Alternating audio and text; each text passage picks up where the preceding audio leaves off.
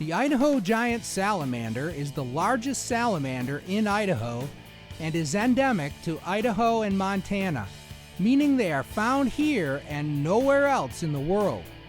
According to Dr. Cossel, it is a species that biologists in the state of Idaho are just beginning to understand. As I recall, early on when we started this collaboration, part of the question was how abundant is this species? How well distributed are they in the state? I mean, they're a species of conservation concern, but how concerned should we be? Nobody knew the answers to that, or at least very thoroughly. Adult Idaho giants grow to lengths of 10 to 12 inches and have robust heads and bodies.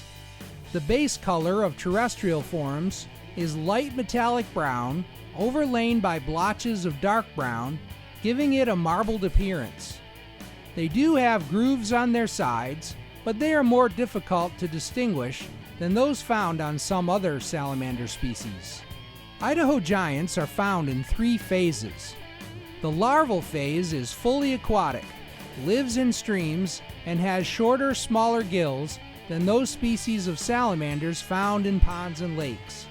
Sometimes the larval form becomes a sexually mature adult, but retains its gills and remains fully aquatic. This is the second phase, known as a pedomorph. More rarely seen is the terrestrial adult stage, living in moist forests along stream banks and under cover objects such as logs or bark. While we hope to find one of these during our study of Weir Creek, it is the larvae and pedomorphs we are most likely to encounter in the stream. This project started more than 10 years ago when Dr. Cossel made the acquaintance of Dr. Joel Sauter, a regional non-game biologist for the Clearwater region of Idaho Fish and Game and an alumnus of Northwest Nazarene University. We were at a Wildlife Society meeting in Boise, and I knew Joel was an alum from NNU, saw him there. We had been acquainted beforehand. At some break, Joel and I started talking. It's like, hey, what do you think about maybe Idaho giants? And with your role as non-game biologist, and they were a species of concern, he kind of like, yeah, that's cool. I had wanted to find some way to get students involved in research.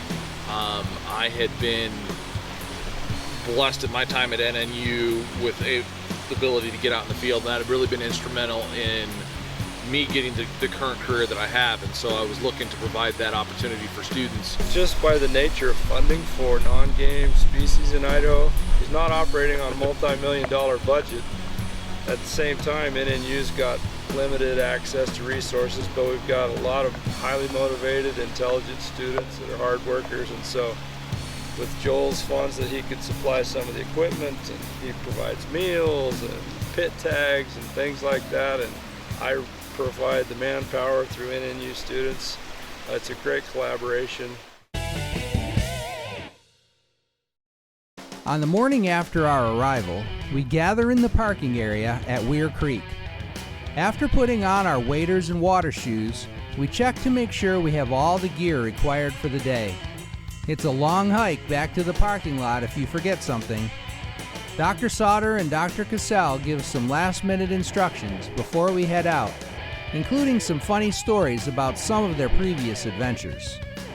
And I'm like, there's one, and I let off the juice and got grab him and I'm like, well, you gotta reach in there and grab him. I want to get zapped. It's finally time to start the difficult trek to the upper reaches of the study area. We head off down the trail to begin our quest to find the Idaho giant salamander.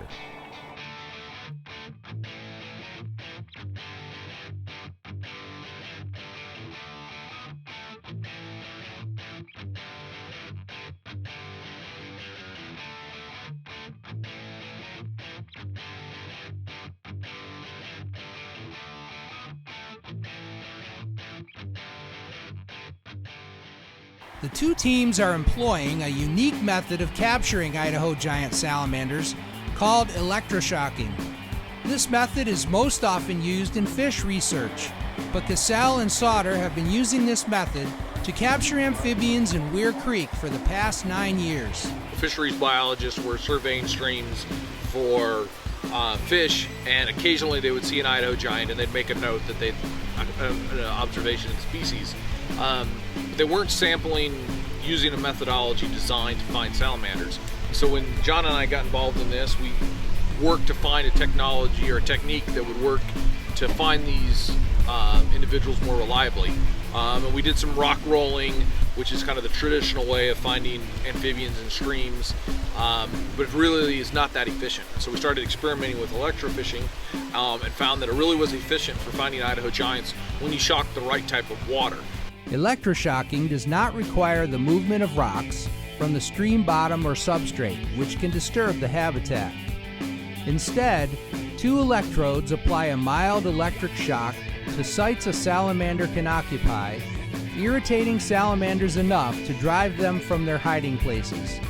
Then the salamanders can be captured in nets or by hand.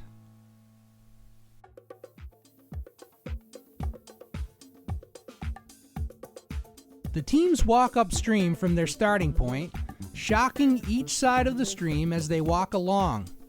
Even the side channels are covered. This is not an easy task when you have to climb over fallen trees and walk over slippery rocks for several hours.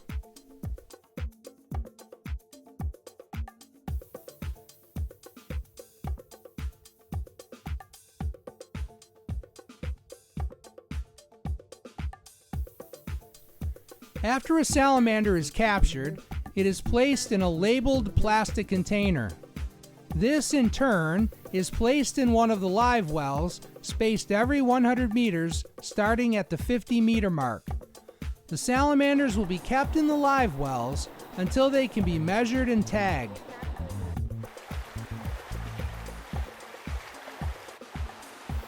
A red flag is placed in the exact spot where each salamander is captured.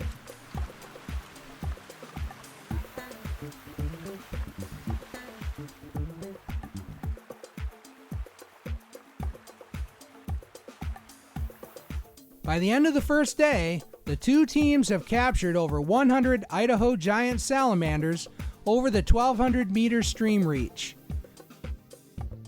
So now that we have all these salamanders, what are we going to do with them? Find out next on Chasing Giants.